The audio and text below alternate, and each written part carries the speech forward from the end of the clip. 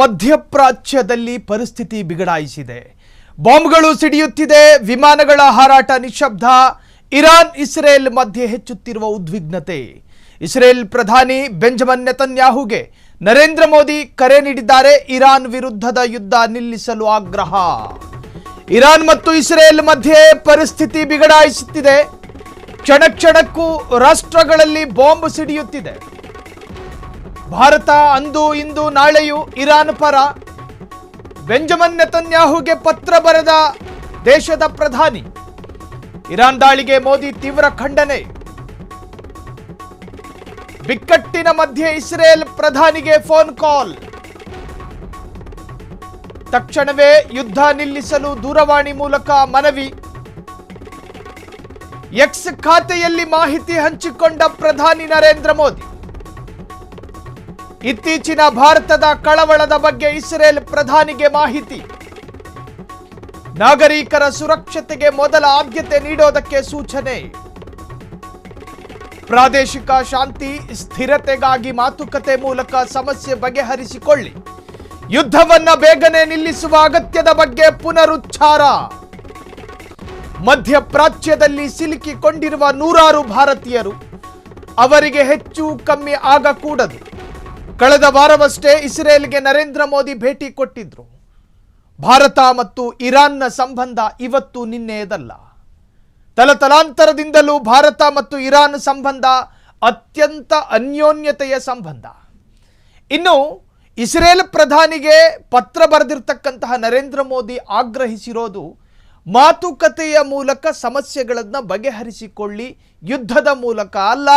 ಆಯುಧಗಳಿಂದ ಏನನ್ನೂ ಸಾಧಿಸಲು ಸಾಧ್ಯವಿಲ್ಲ. ಹಾಗಾಗಿ ಮಾತುಕತೆಯ ಮೂಲಕ ಸಮಸ್ಯೆಗಳಿಗೆ ಪರಿಹಾರವನ್ನು ಕಂಡುಕೊಳ್ಳಿ.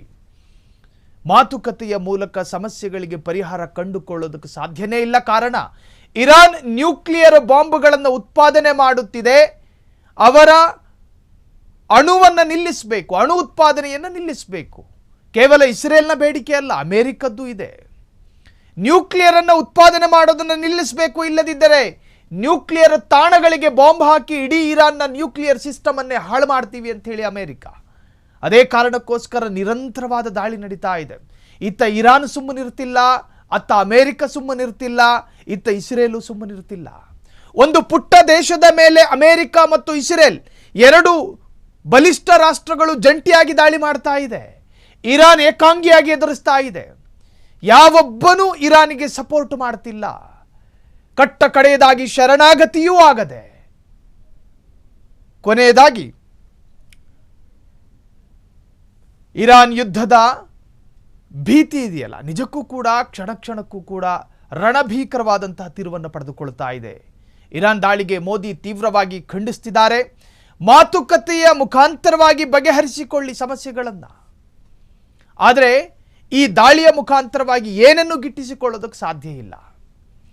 ಇನ್ನು ಅಮೆರಿಕಾದ ಆರ್ಮಿ ಬೇಸ್ ಇರ್ತಕ್ಕಂತಹ ಬೆಹರೇನ್ ಆರ್ಮಿ ಬೇಸು, ಕತಾರ್ ಆರ್ಮಿ ಬೇಸು, ಎಲ್ಲ ಮಿಲಿಟರಿ ನೆಲೆಗಳನ್ನು ಗುರಿಯಾಗಿಸಿಕೊಂಡು ಇರಾನ್ ಪ್ರತಿದಾಳಿ ಮಾಡ್ತಾ ಇದೆ. ಅರಬಿಕ್ ದೇಶಗಳನ್ನು ಗುರಿಯಾಗಿಸಿಕೊಂಡು ದಾಳಿ ಮಾಡ್ತಾ ಇಲ್ಲ, ಬದಲಾಗಿ ಅಮೆರಿಕಾದ ವಾಯು ನೆಲೆಗಳನ್ನು ಮಾತ್ರ ಅದನ್ನು ಗುರಿಯಾಗಿಸಿಕೊಂಡು ದಾಳಿ ಮಾಡ್ತಾ ಇದ್ದೀವಿ ಅಂತ ಹೇಳಿ ಇರಾನ್ ಹೇಳಿಕೊಂಡಿದೆ. ಒಬ್ಬ ಪರಮೋಚ್ಚ ನಾಯಕನನ್ನು ಕಳೆದುಕೊಂಡಿರ್ತಕ್ಕಂಥ ಇರಾನ್ ತಹತಹಿಸುತ್ತಿದೆ ಪ್ರತೀಕಾರಕ್ಕಾಗಿ. ಇರಾನ್ ಜೊತೆಗೇನು ಕಡಿಮೆ ಶಕ್ತಿಯ ಯುದ್ಧೋಪಕರಣ ಇರೋದಲ್ಲ, ಭಾರಿ ಪ್ರಮಾಣದ ಯುದ್ಧೋಪಕರಣಗಳಿದ್ದಾವೆ. ಕ್ಷಣ ಕ್ಷಣದ ಸುದ್ದಿಗಳಿಗಾಗಿ ಫ್ರೀಡಂ ಟಿವಿ ಸಬ್ಸ್ಕ್ರೈಬ್ ಮಾಡಿ, ಲೈಕ್ ಮಾಡಿ ಹಾಗೂ ಫಾಲೋ ಮಾಡಿ. ಹೊಸ ಸುದ್ದಿಗಳ ನೋಟಿಫಿಕೇಶನ್ಗಾಗಿ ಬೆಲ್ ಐಕಾನ್ ಮೇಲೆ ಕ್ಲಿಕ್ ಮಾಡಿ.